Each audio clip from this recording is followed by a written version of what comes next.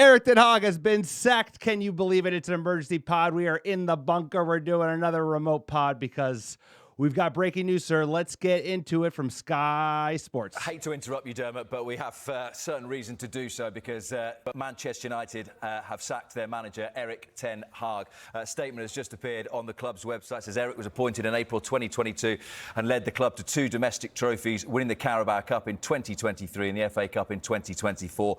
And Manchester United say, we are grateful to Erik for everything he has done during his time with us and wish him well for the future. Ruud van Nistelrooy will take charge of the team as interim head coach, supported by the current coaching team, whilst a permanent head coach is recruited. So that 2-1 defeat. Well, there you go, sir. He is out. Ruud is in temporary basis, but they have intentions to replace him in short order. They waited longer than I would have hoped, longer than you would have hoped. We thought it was, we were hocking it was going to happen in the October international break. I was hoping they wouldn't make us wait until the November international break. They saw how bad it was, that result at West Ham, regardless of VAR, just too much shit football, 14 months of it. This is the right move. I'm glad they're doing it. We needed the change. We needed the fresh air. It's been toxic at United for way too long. Sir, how we feeling? Even remote, I can see the smile beaming through the pod, sir. Your disdain for the man was not hidden.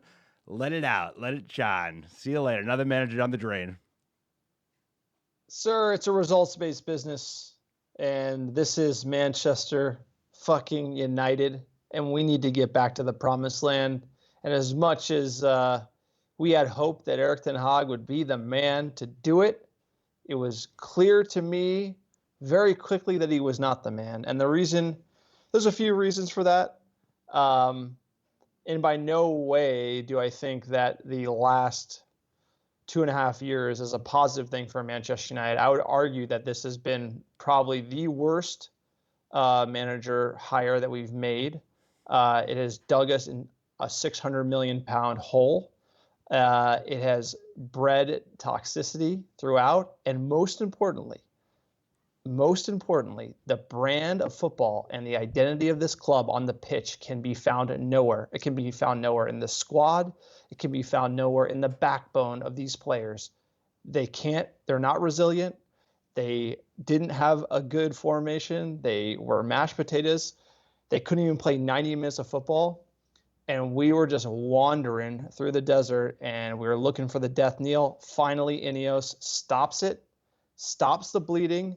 The patient is on the operating table and it's not looking good. Manchester United have a big mountain to climb. We have an incomplete squad.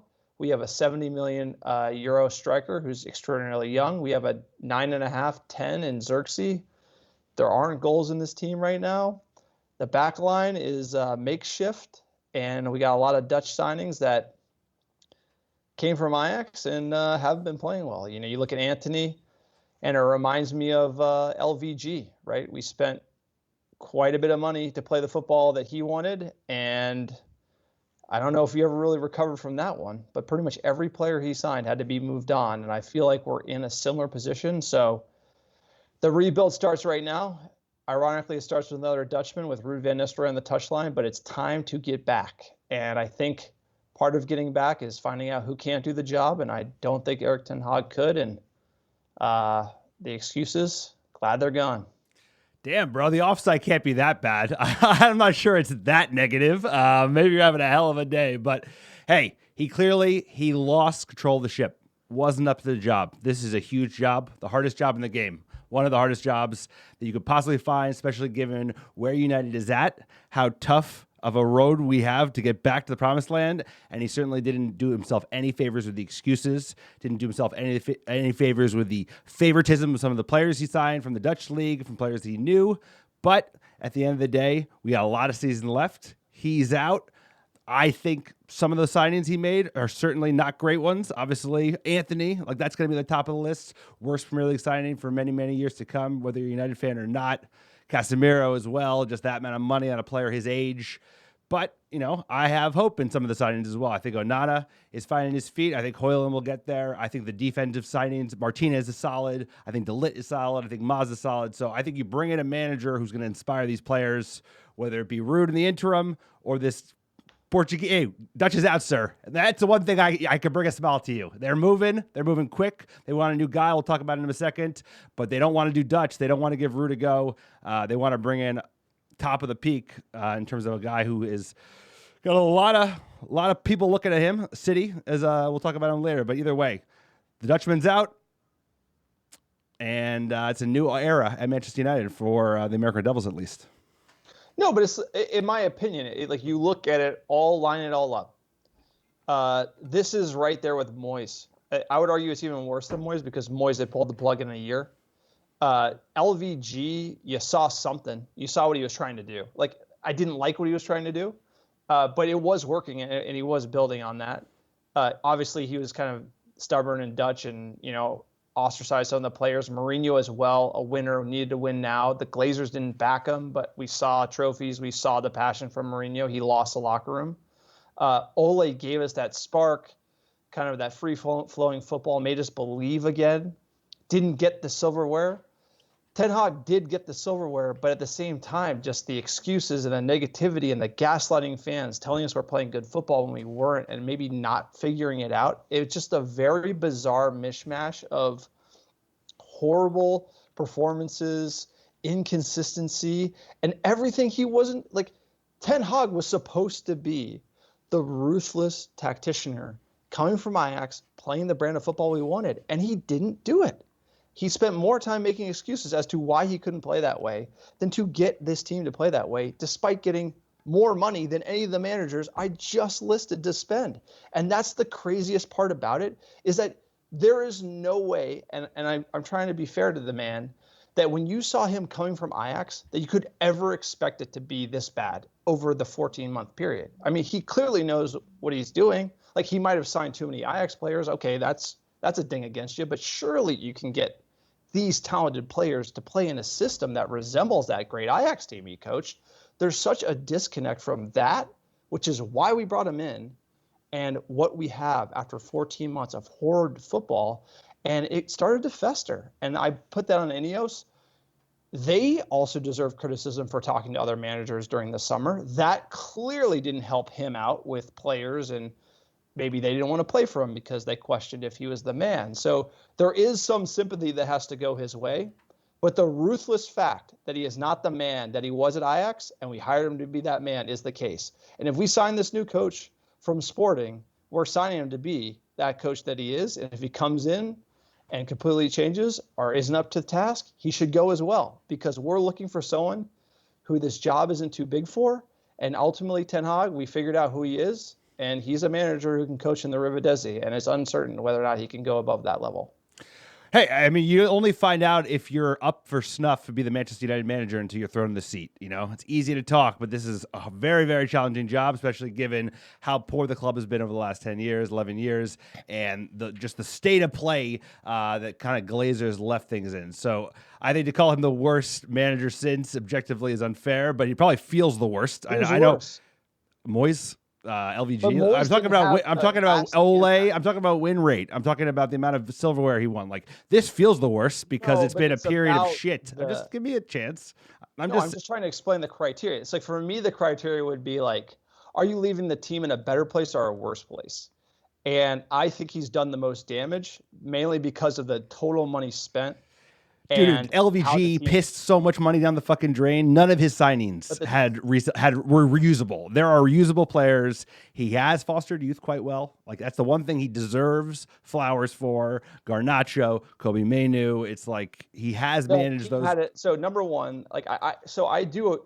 There's an argument to be, but like, I do agree the youth 100%. But he didn't really coach those guys. Whatever.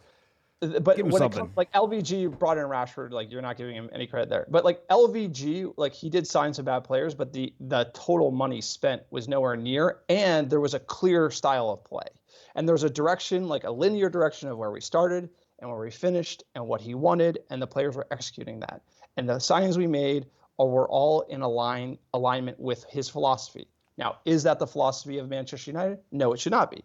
Erik Ten Hag was basically brought in for that philosophy, and there should have been a linear improvement over time to play the exact style that we wanted. We all wanted the Ajax football, right? Can we agree on that?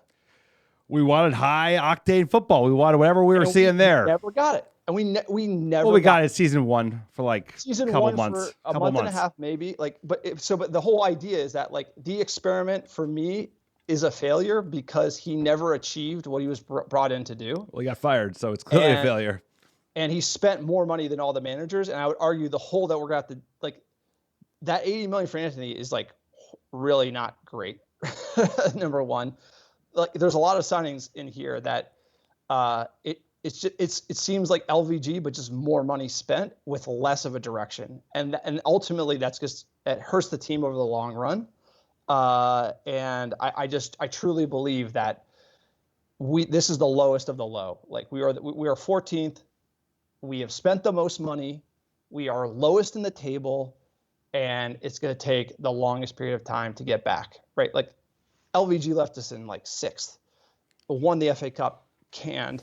It's like Erik Ten Hag left us in 8th, worst European campaign. Yes, we won the FA Cup, but we started the season, we're in 14th, 20-something in Europa League, like, and we spent insane amount of money to get here. And that to me is why the mess is just bigger than it ever has been. Has it been cumulative? Yes. But is he leaving us with a pretty shit tab? Unfortunately, I think so.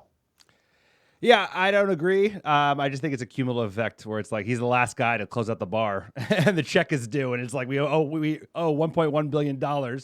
Shit signings. But like I think Lenny Euro is going to be a good signing. I think DeLitte's going to be a good signing. I think Onana is going to be I think there are good signings in here.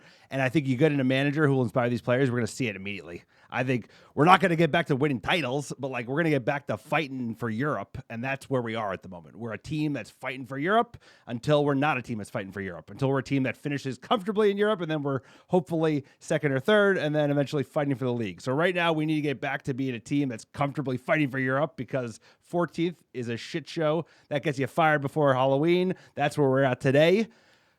Well, these players, we have talented enough players to finish above Spurs, above Newcastle. It's like we have players. I get it. I agree. Well, he spent a lot of shit money. Rank the managers then. So like we're going through the managers since Sir Alex. It's like Jose Mourinho. He's one. Mourinho's okay. You go first. Yep, Mourinho's number 1. I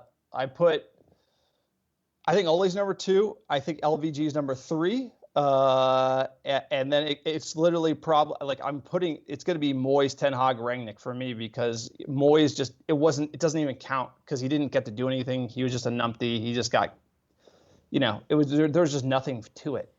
The long term, like this is just such a burden to get out of these signings. It's just real. The signings are what he unfairly is going to get criticized for the most ultimately. But yeah, that's how I would think about it. Yeah, I just thinking objectively, like record and silverware. So it's obviously Jose first, also because he was the only one that like knew what it meant to be a United manager and can like walk the walk. I mean, all of them, no one else knew how to do it. Even Ole, even LVG, he was kind of bluffing as well. So it's him. I'm doing just because of the silverware, bro. I'm picking Ten Hag just to your dismay as number 2. Then I'm doing LVG, Ole. No Moyes, Rangnick, bro. I can't believe that. That's crazy. There you go, sir. We're 14th in the league. We won the FA Cup. He didn't win shit, dude. And how was the Villarreal? And what did he win? So when Ole was at the wheel and we were flying high and playing well, and that like I would argue like the best win since. Are you talking about feeling or like objectives? Like, yeah, we felt better. I felt better, but this is not a vibe thing. For me, it's like the football we played was inspiring. Like there was a sugar high, but it was like there was something to the like when we were playing against PSG and the attacking style that I thought under Ole was. The vibes were the best. I mean, I'm not gonna fight you there, dude. Like the vibes with if you were talking, what's the best the vibes? Last months had made me just like question watching United. And it's like to me that's like Moyes was. I remember, like it's been a long time, sir. We're not young men. But I felt the same watching Moyes with all the crosses as I did watching Manchester United last 14 months, and so that's why I put Ten Hag in the same bucket because it was just almost intolerable to watch. I remember David Moyes watching that was just like so uninspiring. The football was horrible. So maybe I think about it as like this is vibes. I mean, like vibes. He's near the bottom. Vibes, but like there was something to like. I guess us playing PSG in a big Champions League tie and like winning, like maybe that's vibes, but like, you know, so it's hard to define, but there's a lot of emotion that goes in the managers, and I think time will tell ultimately. And like you said, the jury's out on a lot of these signings, but I do think the $600 million spent is just going in line with the history of how everything's been mismanaged at United. But sir, it's a new day, it's a new dawn, and apparently we're being linked to a new manager.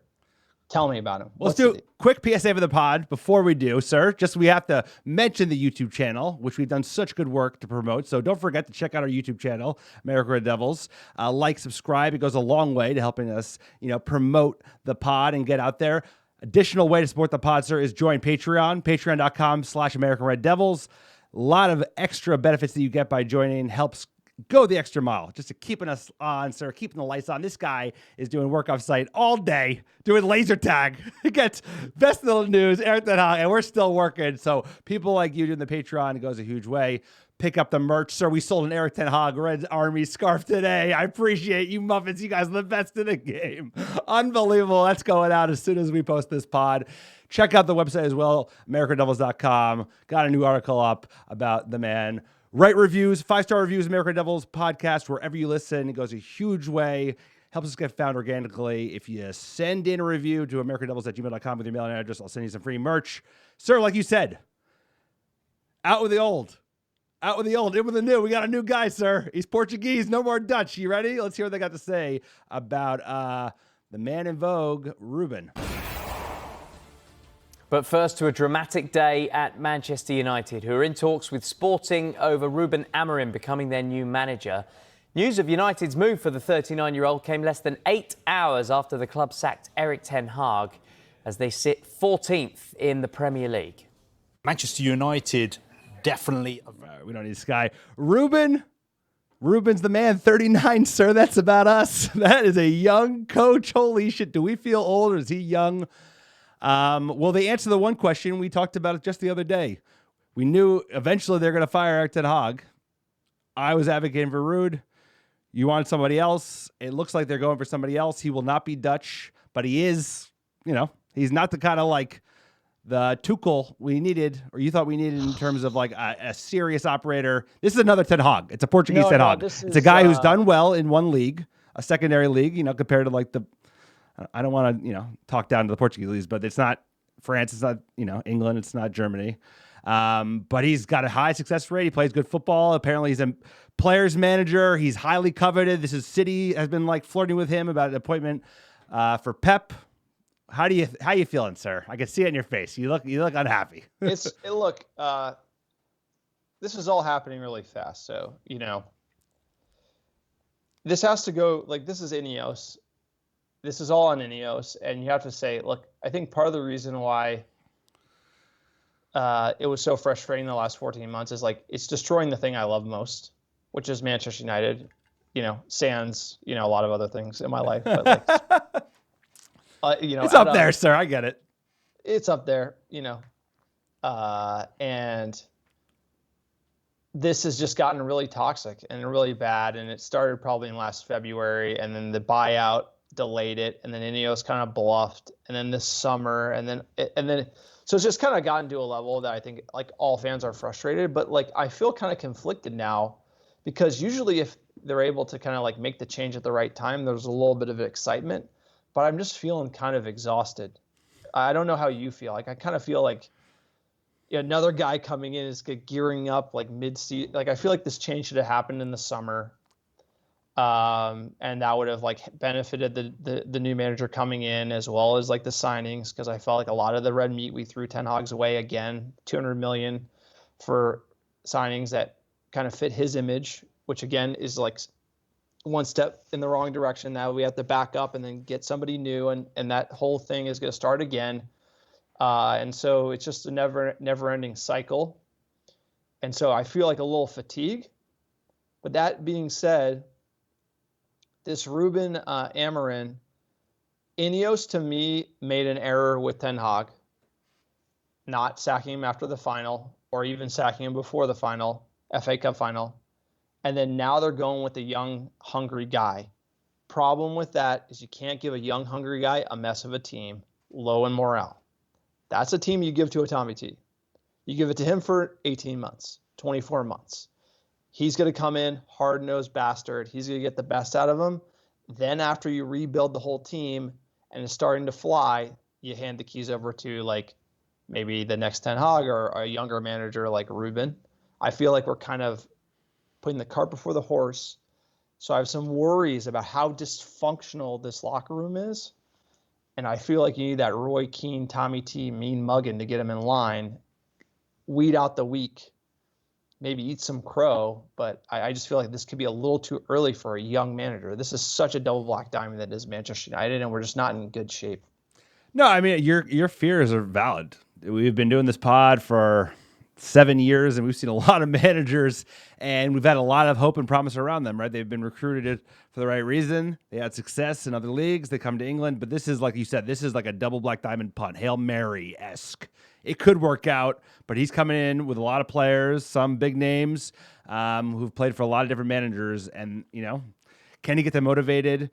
Is he going to be able to kind of like relate to them and get them up for it? Can he take what he has available and make something of it? Like you said, it'd be much better if he had the summer. He could have put his imprint on the squad. It would have just felt like a real restart. Now we're doing like a restart mid-season. We've got a fucking Leicester in 2 days. It's like right around the corner, and that's not where you want to be. Even if you had done this in international break, we would have had a little bit more time to kind of take a breath before we get right back down to the gridiron. The fact we're going back down to EFL, root interim, we're trying to bring in the new guy. It's like, that's not where you want to be. So INEOS, I think they'll get there, but they are definitely making some kind of tactical errors around the timing of when they do things. So I wish him luck. You know, he certainly has had success elsewhere, but like you said, it's like you almost want to bring someone in who's a fixer, a guy who's like a little less exotic.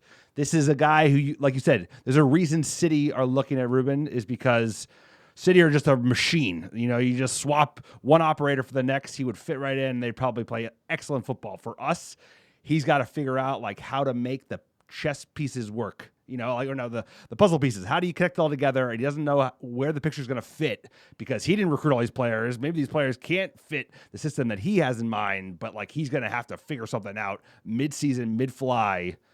But the one thing he has on his favor is he's getting a fresh start. United fans will give him a fresh start. They'll give him time. And the expectations are so low because we're in the fucking mud. Right now, we're like 14th place. It's not going to take much to get this team playing a little bit better, and I think that will go a long way with the fans.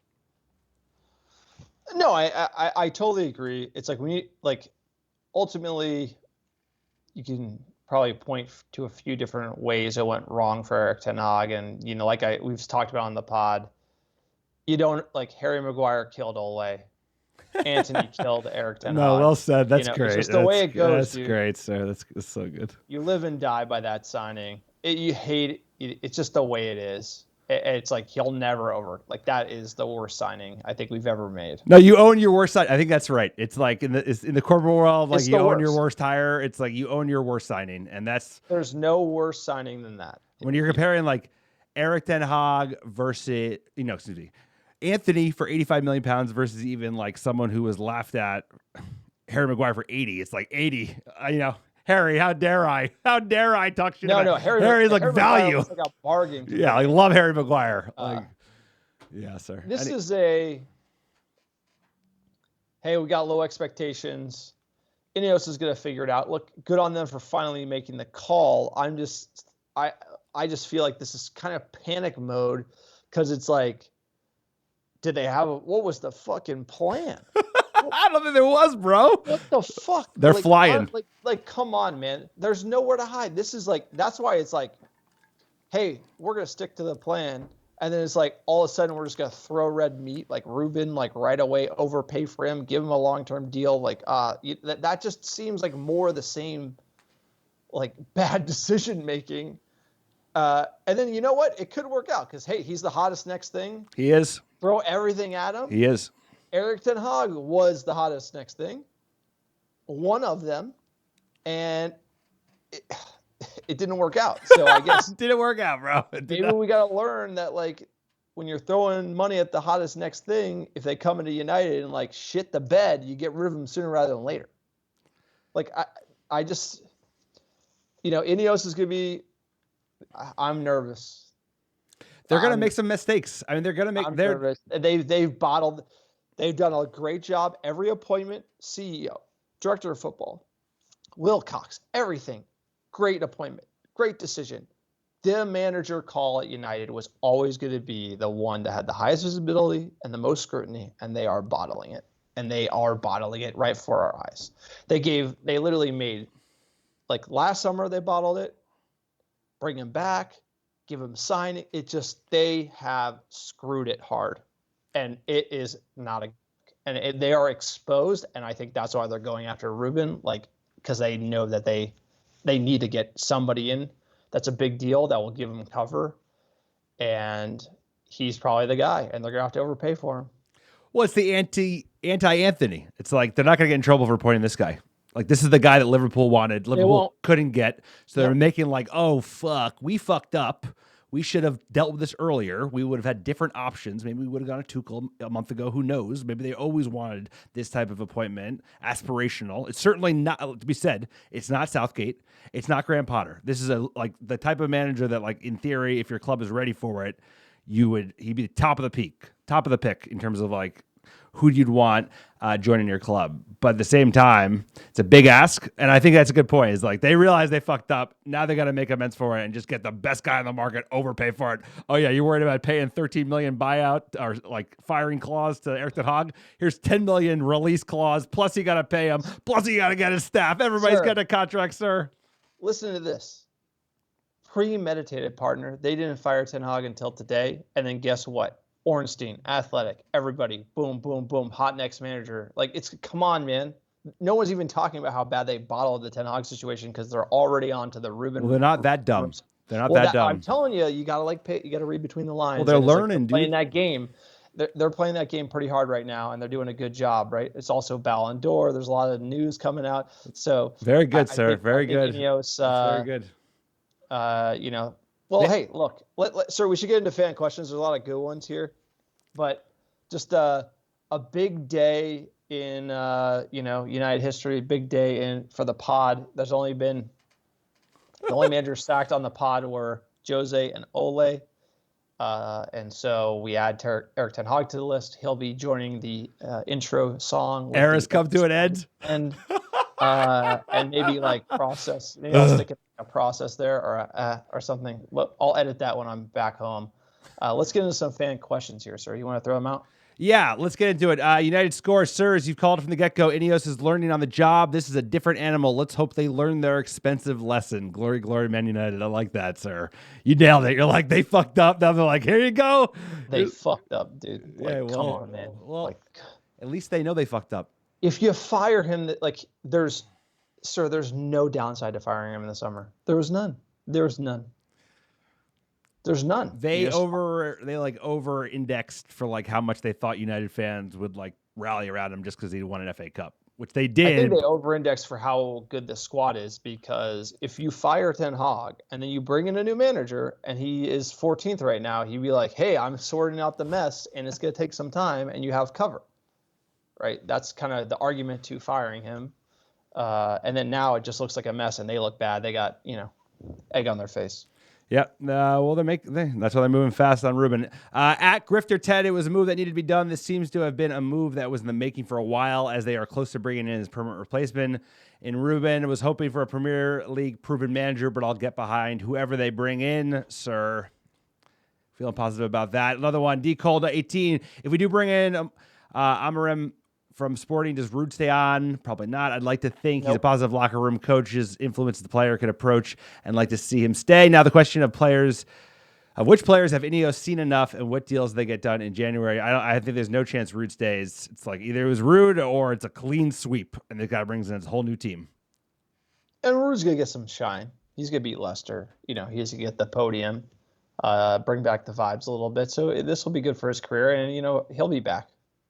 He will be back. I have to agree with you there, sir. At Casual, still puzzled why INEOS extended the contract this summer for Erik Ten Hag. He should have left the summer after that horrible season. Why they let Tony leave for Saudi is Beyond me, what a proper striker was and is what this team screams for. I'm relieved now. Good luck, next guy. Yeah, there you go. Good luck, next guy, sir. By the way, that's true. When we talked about the squad in the summer, what was the one thing where are the goals? We said, where are the goals? Like, where are the goals going to come from? We talked about it, like, and it didn't add up. So if it didn't add up for like you and me, and then we're not scoring, it's just like this new manager is still going to be in the same situation. You know what I mean? And like that for me lies at the feet of INEOS because we signed a lot of center backs, and we're conceding goals like crazy, and we are not scoring. So like I feel like there was and the Xerxes signing is like, I think Xerxes is a player. Is he the player that we needed? I do not think you can make an argument for that. I think that if you had surplus attacking requirements, you could bring him in, but you needed how do you let Tony go to Saudi? You know, like that was the money. That was the contract. That was the contract was huge, sir. He had like crazy money. Here's a question. Here's a thing about money before we talk about the next tweet, which is this is going to impact our ability to make any kind of moves in January because this is all the budget. All the budget for the rest of the year, rest of the season has been now used or will be used on this new manager appointment. Loan a left back. That's what we're going to do. Oh, there you go. That sounds about right. That's loan back Alvarez. At Mike United Mets. Well, sirs, for all the rude conspiracy talk of the summer, it seems that INEOS genuinely brought him in to support Ten Hag, not to take his job. It does land rude. I was wrong about that. I'll own that. It does land rude in a weird spot if they don't keep him on staff, having convinced him to come over and now leaving him without a job. That is a fair. They're probably going to try and squeeze him in, or they'll pay him out either way. Either way, he's going to get paid. He'll be okay. No, he'll be like Ruud van Nistelrooy, United legend. Like I said, I hope he goes elsewhere and then comes back. But everyone likes Ruud. We're going to end with this one. Jordan Robinson, OG at Jordans_R. The XG and goal difference stats from the top teams compared to Ten Hag tells the whole story. You can't spend that much and be that poor. Get Amaram in. Sir, there you go. American Red Devil fans. No, it's negative. He had, I think, in the league, he had -3 XG his whole career at United. That gets you fired, sir. That gets you fired. That gets you an emergency pod. He was stubborn, dude. He dug his own grave. He was so stubborn. Lack of improvement, but so any manager, no matter what, I don't care how charismatic they are, what their CV is, it's like there was not a linear improvement. Year 2 was a big surprise step back. No, it was. In a way that was, in my opinion, year 2 was unrecoverable to the point where against League 2 sides, we were bottling it. The Coventry game is a great example. Liverpool 7-0. It was such I don't know what happened, but it was like the tectonic plates shifted under his feet and he couldn't recover. And once that happened as a manager, you can't, there's no coming back for you. And it's really a shame.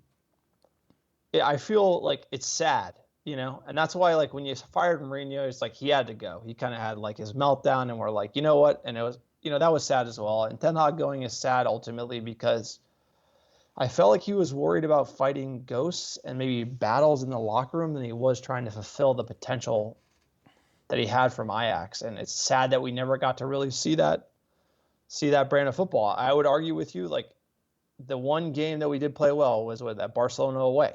That was a hell of a game. That was an amazing game, but we expected to see that in year 2, almost all the time. And he almost had too much success too early. He almost peaked too early, third, and we had some highs really early, 5th month of his tenure. And then, like you said, second season was disaster. And the only reason he got another chance was because the FA Cup and the change in control, right? Because INEOS came in, I think even if they had won, I don't know. But it is sad because it's I want people to have success at Manchester United because that means Manchester United is doing well and not in the mud. But you know what? Or we're on the right trajectory, right? Are the squad's on the right trajectory? And then we need the next guy to, you could argue Arsenal is you've seen Arsenal on the trajectory, and then maybe Arteta's the guy to get him going like this, and then there's another guy to get him over the line to win.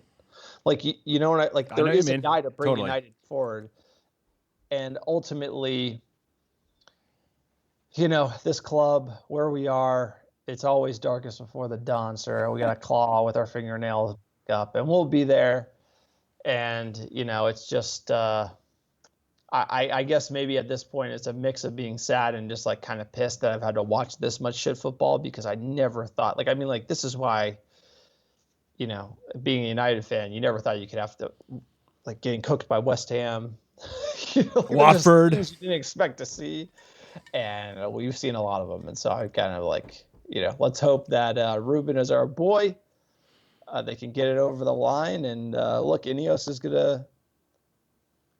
You have to think about this from the 10,000 foot level. We're watching INEOS learn on the job, and it's going to take a long time for them to figure this out. And look, they might never figure this out. That is a possibility. That is a distinct possibility that even given the team they put behind them, this mountain is too damn high to climb. It might be on to the next guys. So, Ruben, if we get him, I'm wishing him luck. Next saga in the Manchester United story. We will be back at some time. I just don't. Is he the guy? I don't know. Are you happy? Like Ruben news broke. Like, give me what your thoughts are. My thoughts are, well, there goes Rude, because I was like the jackass that thought that was happening. Totally wrong on that. Own that all day. And I was like, okay, well, they're not going for Southgate. They're not going for Potter. They're not even going for Nagelsmann. And they're going for, like, I think they knew that if they pick one of those fucking guys, it would backlash. It was like all the goodwill of fiery Ten Hag would immediately blow up in their face. It's like, here's your new Manchester United manager, Gareth Southgate. I think like they'd fucking get like, ah. But you bring up this like slick Rick, like, you know, handsome guy out of Portugal who's like chatting with City already to replace Pep. I think like that gets the fans excited. Give him red meat. Get the Dutch guy out. Even Rude, they're like, I don't think we could swing this now. I think there might have been an environment where Rude could have been the guy, but not now. They're like, we got to give him something legit. Let's get the best guy we can. And even better, like, let's get the guy that said no to Liverpool, and even though Liverpool are flying under their Dutchman, which is the ultimate just like universe laughing at you. Like, that guy's fucking flying, bro. Can't lose a game. Sir, we're stepping on rakes out here. I think that's the motto. But look, we're going to emergency pod. Hysterical it happens while I'm not able to kind of hang out with you in the bunker. We will be back, sir. We got Leicester City. Great podcast. Support the pod. It's been a long run. Sir. A long run. 7 years doing this, and another manager. Never a good day. Never a good day in this business. So americanreddevils.com, americanreddevils.store. Get your Erik Ten Hag scarf. Support the pod. Support your fellow Muppets in the time of need. And let's hope INEOS figures it out. Let's hope so, sir. Thank you for dialing in. We appreciate it. The pod never sleeps. The commitment, unwavering. Real quick, top 10 cities last 7 days. Number 1, how you doing? How you doing? Chicago, Illinois. Melbourne, Australia. Dublin, Ireland. Houston, Texas. New York, Charlotte, North Carolina. Los Angeles, California. Philadelphia, PA. Oslo, Norway. And last but not least, Brooklyn, New York. Appreciate all the American Devils listening week in, week out. Couldn't do it without you. We got another manager. We got another goddamn remote emergency pod. And what about Anthony? Hey, pour one out for Anthony. Nobody's hurting worse than him. Well, you know what? You know what I thought? I was like, no matter who they pick, at least Ahmad's about to get some minutes. Because, like, that's all that matters. It's like, start playing players who deserve to get played. No more favoritism. Let's just go fucking play football. That's it. Come on, United. Let's go. Sir, United Calypso. We're going to be in the away stand soon enough. We appreciate all you. Thanks for listening in. We'll talk to you next time.